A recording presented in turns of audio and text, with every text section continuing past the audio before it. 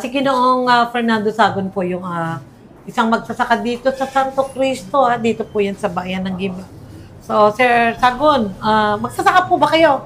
Opo, magsasaka po. Asan po yung bukid nyo? Nasa Santa Ana po. Santa Ana? Opo, Santa Ana, Gimba. Opo, ano naman po yung problema nyo? Ang problema ko po, ito po, tungkol po sa bayad ng aking palay din. Na umaabot po ng 300 kabans. At nagkakahalaga po ng mahigit pong 400,000. So, Ang resibo po nito ay nakapangalan po sa aming driver na si Donnie Valenzuela.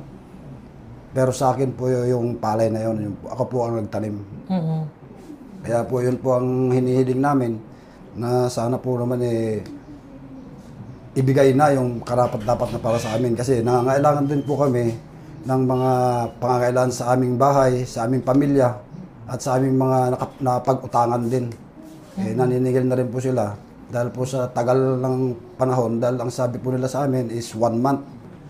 Yung 21 working days, ginawang 1 month. 1 month pero wala na yung... ilang buwan na po ba? Nakalipas na po ba yung 1 month? Opo, mahigit na po. Kailan niyo po ba yun inani? Inani ko po yun noong April 16. Kayo po ba mismo ang nagsasaka? Opo. Sige po. Ano pong... pinasok niyo po sa SL Agritech? Opo, Ano po? pinasok ko po sa SL Agritech. Nakapangalan po kay Donnie Valenzuela. Opo, magkano po ang kwenta sa inyong palay na dapat bayaran? Ang Per kilo? Ang per kilo po noon is 27.02.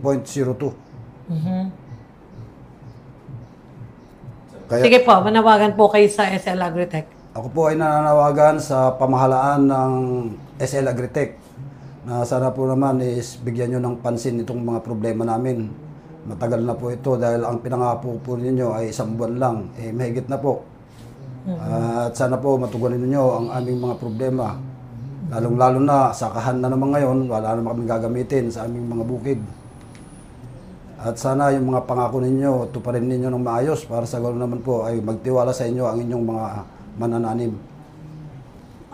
Nakapag-ano po ba kayo? Nakapag-follow up na rin ba kayo sa SL Agritech? Opo. Ano po sabi sa inyo? Hintay-hintay lang daw po. Puro gano'n lang po ang kuha nila. Hintay-hintay lang.